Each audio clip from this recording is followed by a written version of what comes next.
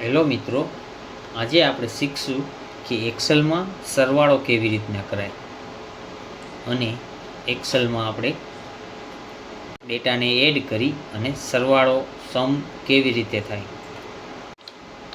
એક્સેલમાં સરવાળો કરવા માટે આપણે થોડોક ડેટા એડ કરી, જેમ કે સિરિયલ નંબર, એની બાજુમાં સ્ટુડન્ટ નેમ, એની બાજુમાં ગુજરાતી વિષયના માર્ક, એની બાજુમાં ઇંગ્લિશ વિષયના માર્ક અને એ 2 માર્કનું આપણે ટોટલ કરી, એટલે એડ કરી ટોટલ. હવે મિત્રો, જે આ કોલમની વિડ્થ છે એ આપણે વધારવી ઘટાડવી હોય તો 2 કોલમની વચ્ચે ક્લિક કરશો એટલે થઈ જશે, અથવા તો 2 કોલમની વચ્ચે ક્લિક કરીને તમારે વધારવી હોય તો તમે વધારી શકો છો, ઘટાડવી હોય તો ઘટાડી શકો છો, અથવા તો ડબલ ક્લિક કરશો તો એક કોલમના નામ મુજબની વિડ્થ કરી નાખશે. એવી જ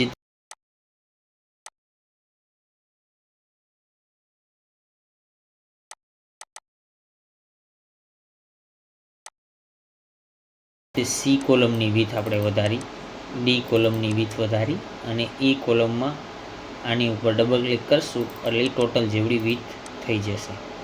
હવે થોડોક ડેટા એડ કરી, કે જેમ કે સિરિયલ નંબર 1, ટેબ દબાવશો એટલે બાજુના કોલમમાં કર્સર જશે.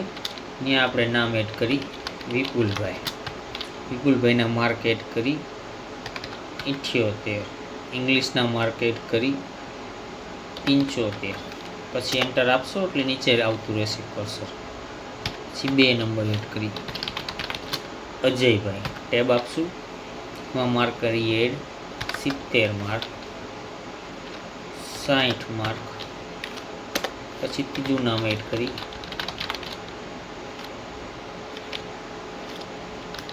દર્શનભાઈ, એના માર્ક એડ કરી 82, ઇંગ્લિશના માર્ક એડ કરી 72. ચોથું નામ એડ કરી સંજયભાઈ, એના ગુજરાતીના માર્ક એડ કરી 70, અંગ્રેજીના માર્ક એડ કરી 80. પાંચમું નામ એડ કરી વિકાસભાઈ, એના માર્ક એડ કરી 65. ટેબ આપશું, ઇંગ્લિશના માર્ક એડ કરશું 62. આવી રીતે તમારે ડેટા એડ કરતું જવાનું. ને તમારે જ્યારે આ બેનો ટોટલ અહીંયા કરવું હોય ત્યારે અહીંયા ક્લિક કરો. પછી કોઈ પણ ફોર્મ્યુલા એડ કરવી હોય તો પહેલાં તમારે બરાબરની નિશાની કરવાની. હવે આ કોલમમાં આ ખાનાનો અને આ કોલમના આ ખાનાનો આપણે ટોટલ કરવાનો છે. એટલે જો તમે અહીંયા 78 + 75 કરશો તો જવાબ આવશે 153. પણ હવે તમે અહીંયા ફેરફાર કરશો તો અહીંયા ફરશે નહીં. એટલા માટે આપણે અહીંયા સીધી રકમ નહીં લખવાની, પણ જે સેલ હોય એ સેલનું નામ લખવાનું. એટલે આપણે ફરીથી નામ એડ કરી બરાબર. હવે આ સેલનું નામ છે, અહીંયા કોલમનું નામ જોવાનું, તો કોલમનું નામ સી છે અને રોનું નામ 2 છે, એટલે અહીંયા એડ કરવાનું C2. પછી વત્તા કરવા માટે આપણે પ્લસની સાઇન એડ કરવાની.